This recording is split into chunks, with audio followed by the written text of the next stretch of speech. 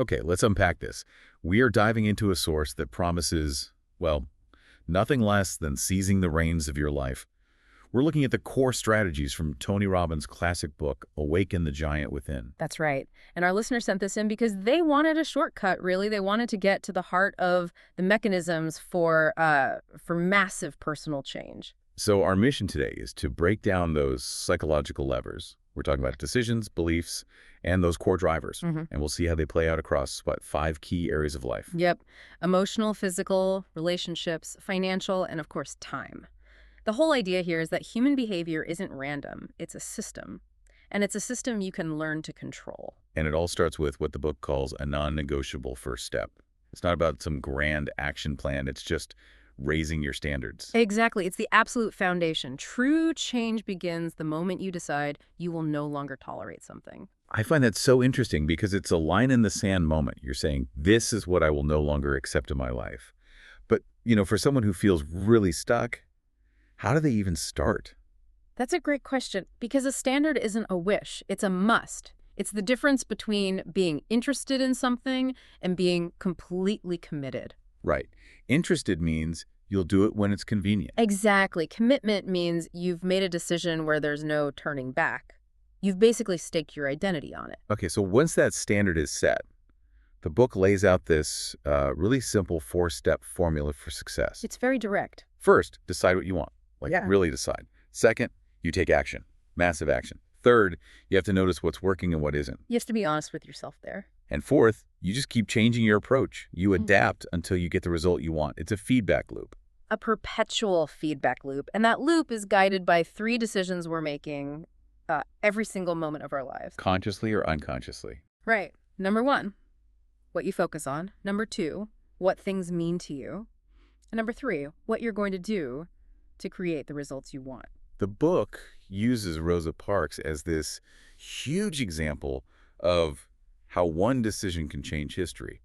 But what about the rest of us who feel like we aren't in control? Well, that gets to what the material calls the Niagara Syndrome. The Niagara Syndrome. Imagine you're in a canoe, just floating down a river. It's calm, it's pleasant, but you're not paddling. You're just drifting, and you're getting closer and closer to the falls. So it's that passive drift. That's the real danger. It's not one big bad decision. It's the constant stream of non-decisions. Precisely. Success comes from those small, consistent, focused decisions over time, not one big dramatic moment. Okay, so if decisions are the ignition and standards are the map, what's the engine? That brings us to the core driver of everything, the pain-pleasure principle. This is the big one. It's so simple, it's almost, brutal.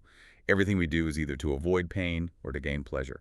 And this is where the genius of the system really comes in, because it explains why we fail to change. Why do you procrastinate? Well, because your brain links immediate pain to taking action, the effort, the discomfort. And immediate pleasure to not taking action. Comfort, relief. Your nervous system is just following its conditioning. Which explains why people often only change when the pain of staying the same finally becomes unbearable. You hit a threshold. You do. But the point here is you don't have to wait for that. You can engineer it. And the strategy for that is called neuroassociative conditioning, NAC for short. Okay, let's slow down on NAC. That sounds a bit technical. How does someone actually, condition their own nervous system? Think of it like you're deliberately hijacking your own internal reward system.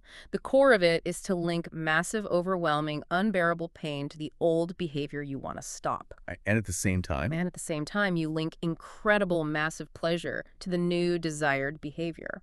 You have to make your brain believe at a gut level that the old way is agony and the new way is ecstasy. But I have to ask, for really ingrained habits, maybe things tied to trauma or even brain chemistry, is it realistic to think you can just associate massive pain with, checking your phone too much? Is it oversimplified? That's a crucial point. And the material does say the depth of the change requires a similar depth of effort. But the mechanism itself is about emotional intensity. It's about leveraging that binary response of the nervous system. And a huge part of that process is something called the pattern interrupt. Right. Step 3 of NIC, you have to break the momentum. Exactly. When you're in that negative loop, you have to do something to just shatter it. And it can't be subtle. It needs to be jarring. Outrageous even. Yell, jump, do something ridiculous. Anything that jolts you out of that trance. Just for a second. Long enough to create a new choice. Okay, that makes sense. Oh. So we have our standards, we have the engine. Yeah. What about the internal architecture, the stuff that filters all this pain and pleasure? Right. Our beliefs, our rules, and our references. These are the lenses we see the world through. Absolutely. A belief is just a feeling of certainty about something. If you have a limiting belief, I'm too old for that, it acts like a command to your brain. The book talks about Hulda Crooks, who was climbing mountains in her 90s. A perfect example. She didn't just ignore the belief about age, she actively created a new one through her actions. Which brings us to that idea that it's not the event itself, but the meaning you attach to it. That's everything. The source often brings up Viktor Frankl's work in the concentration camps. What separated those who survived from those who didn't wasn't the external horror, it was whether they could find some meaning in their suffering. To find meaning in that is, wow, that is the ultimate form of internal control. It is. And if beliefs are about what's possible, our internal rules are about what has to happen for us to feel good. And we set ourselves up for failure there all the time. Constantly. We create these rigid external rules. I'll be happy when I get the promotion. I'll feel successful when I make X amount of money. You're outsourcing your happiness. You are. The key is to internalize your rules. Make them about things you can control. I feel successful when I give my best effort. I feel happy when I act with kindness. And then there are references. What are those exactly? They're a personal evidence locker. Everything we've seen, done, read, or imagined that validates our beliefs. So if your only reference for a successful person is someone with a fancy degree and you don't have one, you have a problem. You have a reference conflict. The goal is to consciously expand your references. Read biographies, find mentors, try new things. Broaden your sense of what's possible for you. So we have the whole architecture mapped out. Now for the tools. The things you can do, like right now, to shift your state. Questions and vocabulary. Right. The quality of your life comes down to the quality of your questions. It really does. If you ask a disempowering question like, why does this always happen to me? Your brain will find answers. It'll give you all the evidence for why you're a victim. It's a focus-finding machine. The story from the concentration camp survivor was so powerful. He didn't ask, why me? He asked, how can I use this to survive? That changes everything. You need to train yourself to ask resourceful questions. What's great about this? Or how can I enjoy the process here? It's like forced creativity. And then there's the other tool, which seems almost too simple, transformational vocabulary, just changing your words. It's a direct biochemical trigger. Words aren't just labels, they create physical states. If you say you're furious, your body releases the neurochemicals for rage. If you consciously change that word to, I'm a bit peeved or I feel challenged. You change the cocktail. You literally change your body's chemistry. Instantly. So instead of being devastated by a mistake, you're in a learning event. It's not about lying to yourself. It's about lowering the emotional intensity so you can actually deal with the situation. This also applies to our global metaphors, right? The big picture way we see things. Yeah.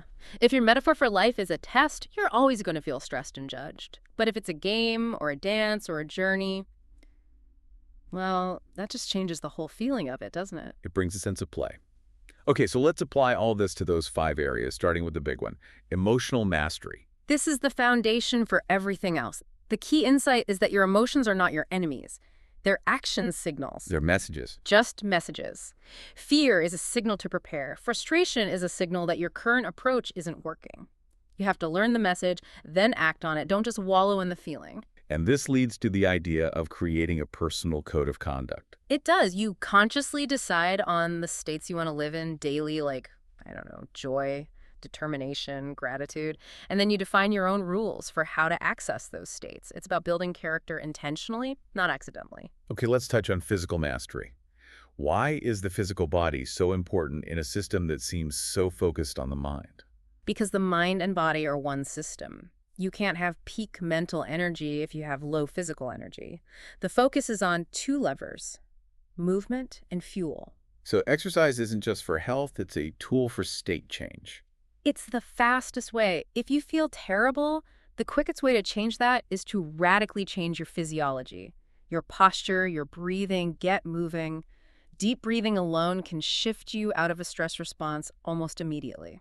And that brings us to time mastery. How do you apply this when you feel like there are never enough hours in the day? Time mastery here is about value, not just scheduling. It's about constantly asking, what's the most important use of my time right now? Getting out of that time famine trap where you're busy all day but achieve nothing important. Exactly. It's about ruthless prioritization.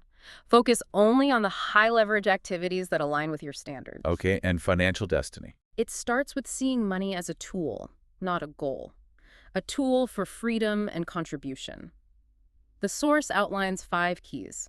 Increase your income by adding more value, spend less than you earn, invest what you save, protect it, and finally, enjoy and share it to create a feeling of abundance. And lastly, relationships. Because success without connection is, well, it's failure. Right. And relationships are where all these internal rules and beliefs really come to a head. The most crucial piece of advice, though, is to change your focus from taking to giving. Approach your relationships as a place to contribute, not a place to get your needs met. That's a huge shift from managing expectations to maximizing your contribution. Okay, so we've covered the core mechanics. Conscious decisions, using the pain-pleasure driver, and mastering your internal world of beliefs and questions. And if there's one takeaway, it's that true success is always, at its core, emotional success. Which brings us to our final thought. The source material is incredibly empowering for the individual. It ends with the story of Sam Laboud, who, with just a hidden camera, exposed the dolphin killings in the tuna industry and sparked global change. It's a testament to personal agency. It is a huge testament to what one committed person can do, but, and this is the important critique, we have to see this in a wider context. Critics argue that focusing solely on individual power can sometimes ignore the systemic issues, the structural inequalities that can limit that power. Real change often needs collective action, not just individual transformation. So if individual action is the spark, then what's next? We hear so much about learned helplessness when it comes to huge global problems. Right, and to combat that, maybe the question is, what collective belief do we need to challenge? What is the shared internal rule that tells us all that problems like poverty or climate change are just too big for us to solve, even together? When we collectively interrupt that pattern, that's when the power of all those individual decisions can truly multiply. That's when we move from awakening the giant within to awakening the giant